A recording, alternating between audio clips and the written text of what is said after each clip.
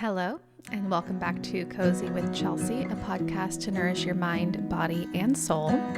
I am Chelsea, your host, and before we start today's podcast, I want to talk about something that I genuinely love, and that is MoonBrew.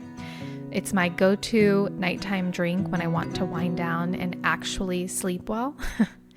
It is caffeine-free, and it's calming, and it's my cozy little ritual at the end of the day. I usually heat up some almond milk, put the MoonBrew powder in there, whisk it together, and that's my hot cocoa for the night. And I want to let you all know that if you use my code Cozy with Chelsea, you do get 20% off.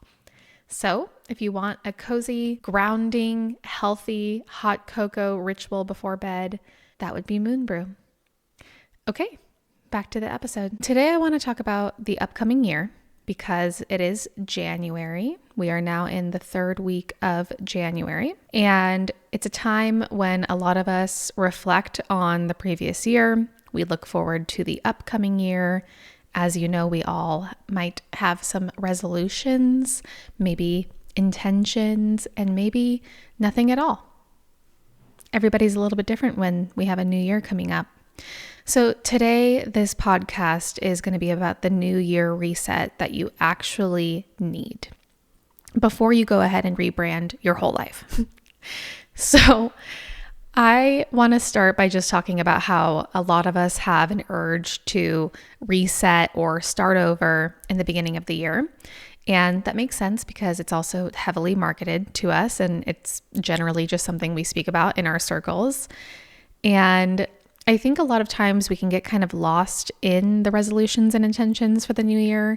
You might be feeling like you need to rebrand your whole life or become an entirely new version of yourself and have a 10-step morning routine and a new identity and a new wardrobe. And you might be feeling a need or an urge to fix or overhaul your entire life.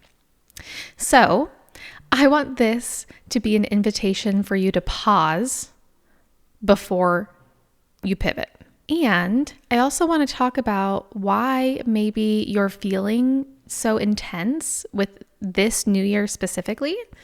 And we are in a transition. So if we're looking at numerology, we are moving from a 9-year. So it's a cycle of 1 through 9. You add the numbers up of the year, 2025, 2 plus 2 plus 5 equals 9.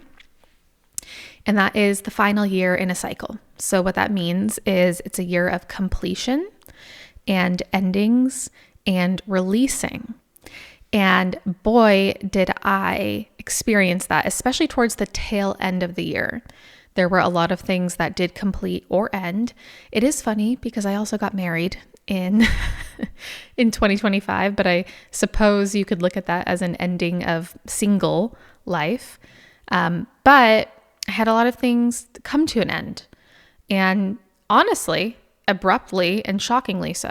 Well, shockingly is debatable, but it was an interesting year, especially the end of it. But there were a lot of transitions, changes in my work life, in my personal life. It was an intense year. It was a great year. I had so many wonderful things happen, but definitely a 9-year. And maybe you yourself experienced some endings or transitions or completions, whatever that means to you. And so, since we are moving from a 9 into a 1, 2026, 6 plus 2 plus 2 is 10, which you add those together and that's a 1. There is some debate over whether it's a 10 or a 1, but for the sake of this podcast, we're going to go with a 1. And a 1 year would be new beginnings and new cycles and new identities. And this can feel very intense because you are going from endings into new beginnings. It's quite a switch, and you might be feeling totally exhausted from the year that you had in 2025. I know I was. And it's interesting because you might be feeling exhausted from the past year, but also feel this need to start fresh and have a new year and new ideas, and you want things to bloom. But it's a lot to move from that 9-year into the 1 year.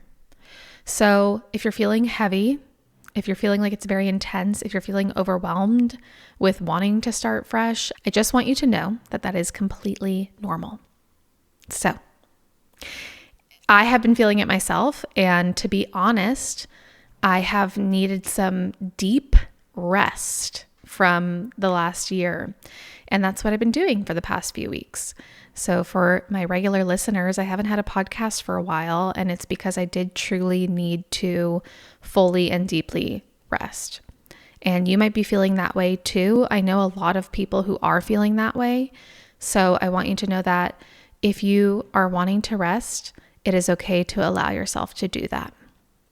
You don't have to go right into your 10-step morning routines and intense workout plans right away, unless of course you want to and that feels aligned.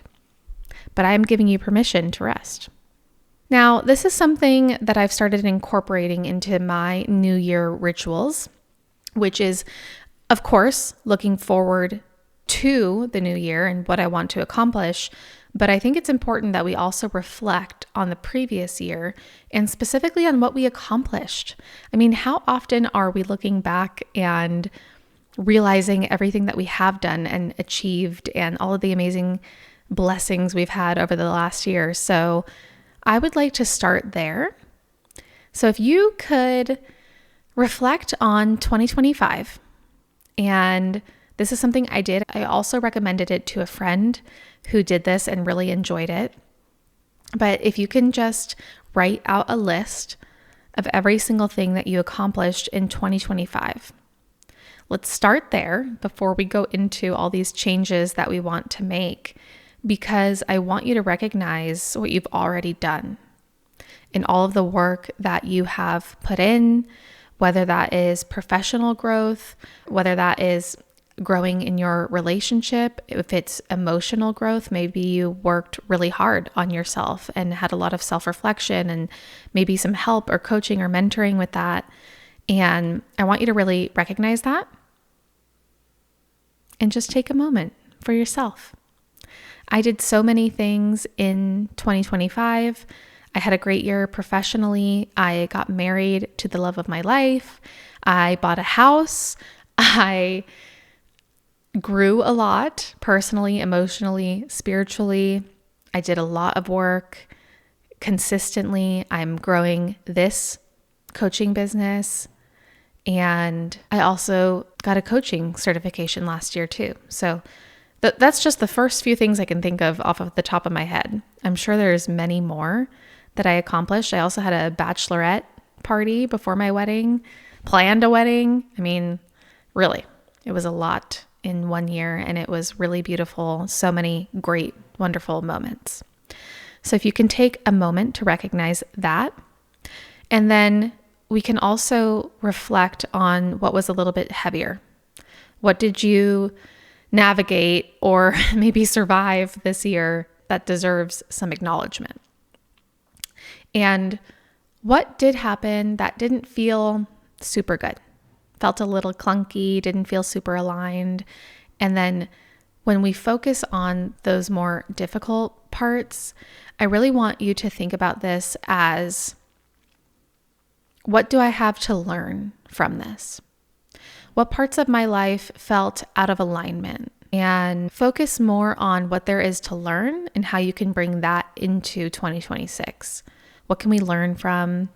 And do it without judgment, because it's so easy for us to judge ourselves and nothing really great comes of it. There's a better way to reframe it as, what did you learn and how can you apply those lessons in 2026?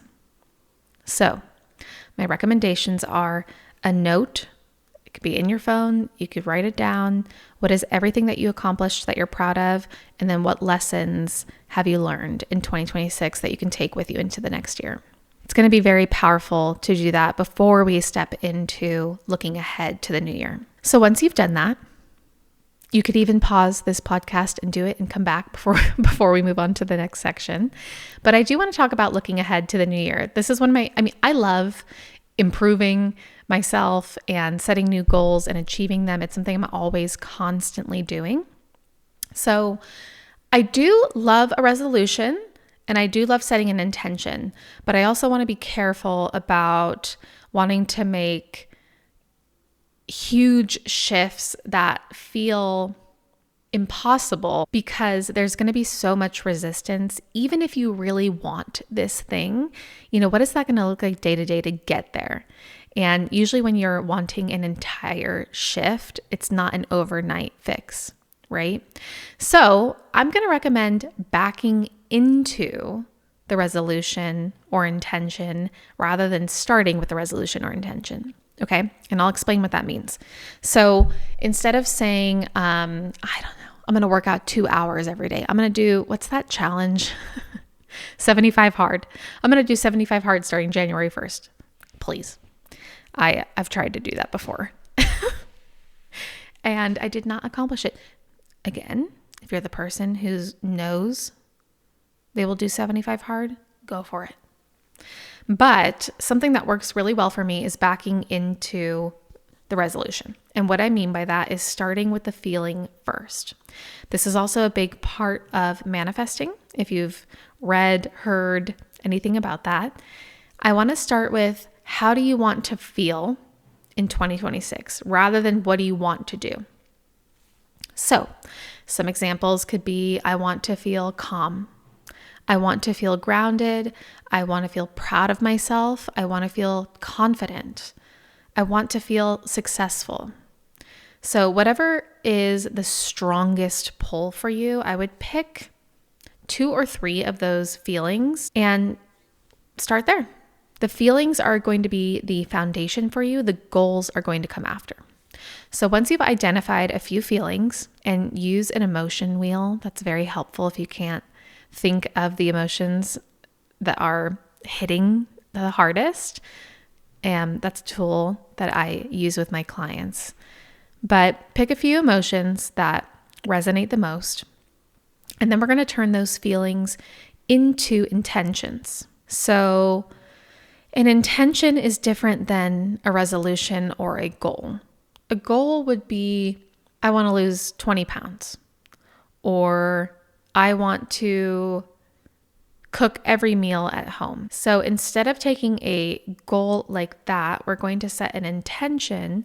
Now, an intention that would relate to those goals would be something more like, I want to feel strong and healthy and move my body in a way that feels good. Or even more vague than that would be, I show up as my best self every day. Some other examples of intentions would be, this year I am protecting my energy, or I am choosing alignment this year. So we want to get kind of clear from those feelings, what is that intention that you're setting? And then we're going to set the goals. So once we have a little clarity around how we're going to feel, what our intentions are for the year, then we can choose a few goals that truly align with how you want to feel. Because if you want to feel calm and relaxed and good in your body, is 75 hard going to get you there? Maybe. Maybe the goal looks more like, I choose to move my body outside a few days a week. Or I'm going to choose nutritious foods as often as I can. What are some goals that are realistic that we can put in place? And do those goals support the life that you actually want to live? Now, I love to do this with goal setting too, is really visualizing what it's going to look like each week and each day. So I've been using so many examples about eating and working out, so I guess we'll go with that. But this, you can apply this to anything. So on a weekly basis, I'm seeing myself eating home-cooked meals most of the time. I have some flexibility because I like to go out and have dinner with my friends and my family. And I see myself moving my body in ways that feel good and feel fun specifically, because I know that if I'm going to work out just to work out, it's not sustainable for me. Now, if I'm going hiking with a friend, or I'm going to a Pilates class or a cycle class, something that really is invigorating and enjoyable for me, I know that I'll stick to that. So that would be what my week looks like. And then daily, I'm just seeing that I'm waking up, I'm eating something nutritious and full of protein right away. And then I'm getting a workout in because I love doing it in the morning. And then I'm having a lunch prepared and meal prepped. And then I'm having dinner with my family. And it just becomes so much more realistic and achievable, I think, when you do it this way, because you can actually see and feel what that life is going to look like. And again, you can do this with any type of goal. If it's that you want to be more successful, you have a business and you want 20 more clients for that year. Okay, we're going to start with the feeling. Okay, I want to feel successful and proud of myself. And my intention would be that I am running a heart-centered, soul-aligned business. Okay, now what does that mean? That means that I'm attracting clients that I really want to work with, people who are ready and willing to do the work, and that we will have a good partnership. And then what does that look like, in my weekly and daily actions? Okay, weekly, I'm seeing myself putting out podcasts and sending out emails to my client list. Maybe I'm working on putting together a group program. And what does it look like daily? Okay, if I want to truly be successful, this is where it really matters. What am I doing every day that is sustainable? Okay, honestly, what I think of is starting my mornings well.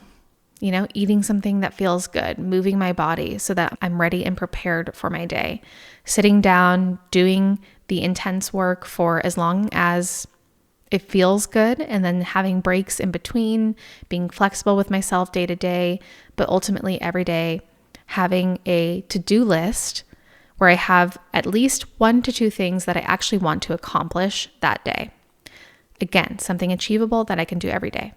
So we're working into the goal. It's the feeling, the intention, the goal, and then, okay, what does that really look like on a weekly basis and a daily basis?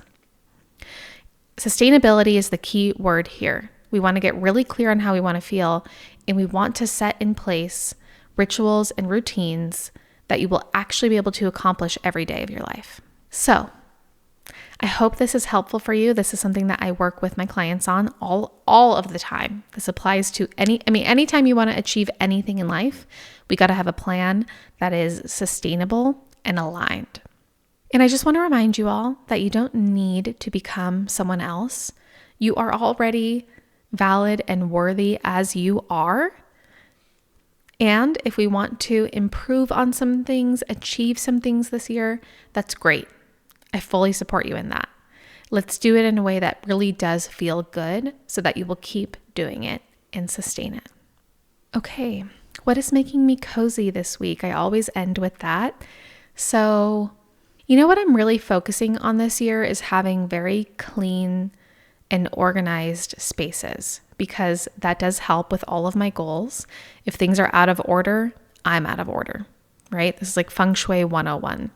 So I've been really focused on putting in systems and practices that are sustainable and achievable to keep my house in order, tidy, clean. I make the bed every day, make sure the dishes are done, even though it feels like it's a never-ending chore. It's like you do the dishes and then there's another stack, and then you do that and then there's another stack. But keeping things in flow. And that is making me feel cozy because it helps me to rest and relax, which is what I have needed the past few weeks. At some point, I'm going to be in go mode, but for now, I am laying down, I'm reading, I'm relaxing, I'm spending time with my family in a clean and tidy space. I would love to know what is making you guys cozy this week. If you want to comment and let me know, I would love to hear that. But that's what I have for this week. You don't need to reinvent yourself. We just need to get clear on how you want this new year to feel and what are those daily actionable steps that will get you there. And of course, if you ever want to book a consult with me, if there's something specific that you want to work on in 2026, I will always have a link where you can book a free consultation with me. We can go through what you want to work on and then what my method is to help you get there. All right, that's what I have for today. I hope you all have a cozy week, and I'll talk to you next week. Bye.